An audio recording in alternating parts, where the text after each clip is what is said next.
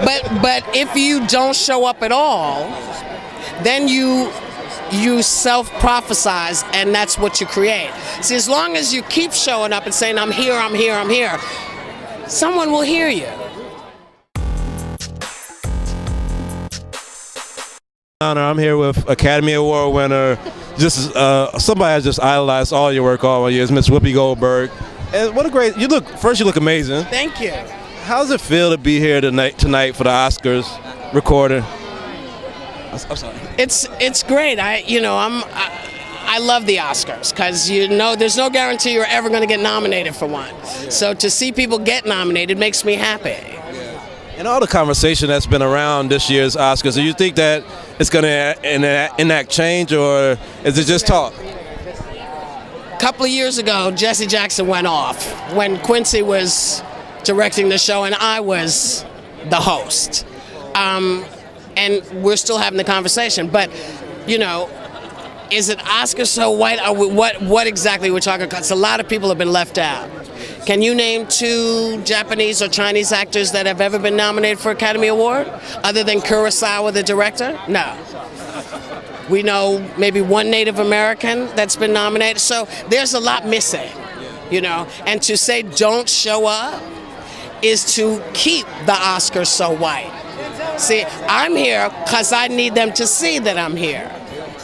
We're both here, and we're not. Well, yeah. So white. Well, but if you don't show up at all, then you self-prophesize, and that's what you create. See, as long as you keep showing up and saying, I'm here, I'm here, I'm here, someone will hear you. There's one difference this year. I mean, you said Quincy Jones was producing and you were hosting, just like Reggie and Chris this year. But Cheryl Boone Isaacs, do you think that her being at the helm of the Academy may help change? Listen, here's the truth. You could put 100 million all black people in the Academy. If there's nothing to vote for, it's not going to make the change. So we have to change a lot of minds. We have to get a lot of stuff going. And it's not going to happen overnight, and it's not going to get, it's might not change next year. But we'll see how long the conversation lasts. See if it lasts through the next week.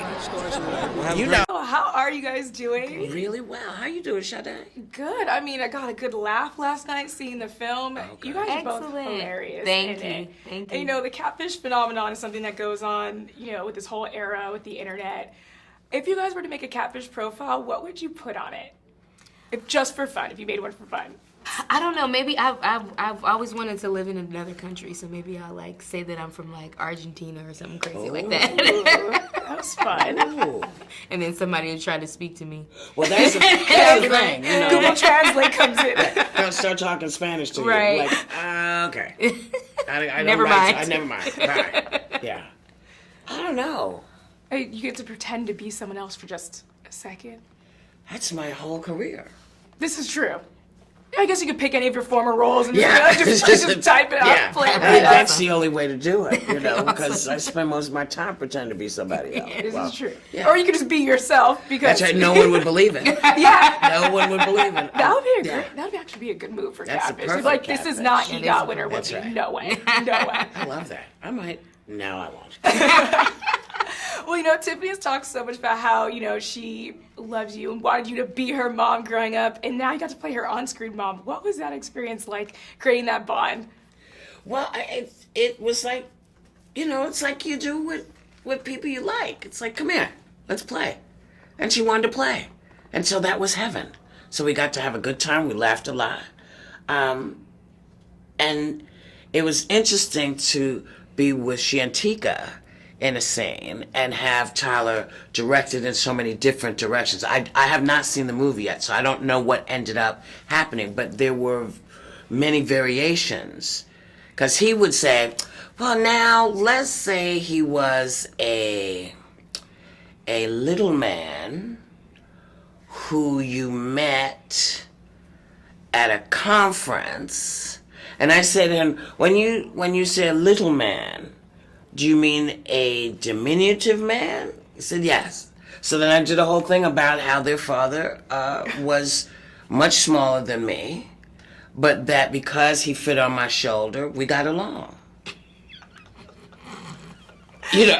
Yeah, this was just every time was different. Yeah, he would throw something else out, and I'd be like, "Well, your dad," and then I'd go from there. And so we had lots of fun. And then he'd say, "Get serious now. Take it here." And I said, "Okay." And then I was able to have that because they also made the transitions too. Yeah. So it was heaven. It was quite wonderful. Hi, Mommy. Hey, darling. Listen, I need your help. It's your sister. She's getting out. Mom. She's better now, thank God, and she's clean. Mama, what do you need me to do? Darling, would you do me a favor? Would you please go and pick her up? She asked me to come get her in my car, but my car's not doing so well. I'll pick her up after work, and we'll be by your house by 6. The hell you bring her to my house for? Mommy! Do you realize that the last time she stayed with me, all my copper was gone? I don't know how she got it out the wall. I don't know how she got it out the toaster. My QVC toaster, my favorite toaster. You just said that she was clean. I meant she was clean enough to go to your house. And, you know, to kind of go back in time a little bit, how did that experience compare to For Colored Girls, which is, you know, a while back, a little bit different, and how did that direction kind of... You know, there was no fun for me in For Colored Girls. She was a horrific character, and one that for me was really hard to get rid of. You know, I've done 60 movies and I've gone in and out of character, but this one was awful. And it took a good year to get her out of my system. I hated her. Ooh. So this experience really sort of just washed everything else away.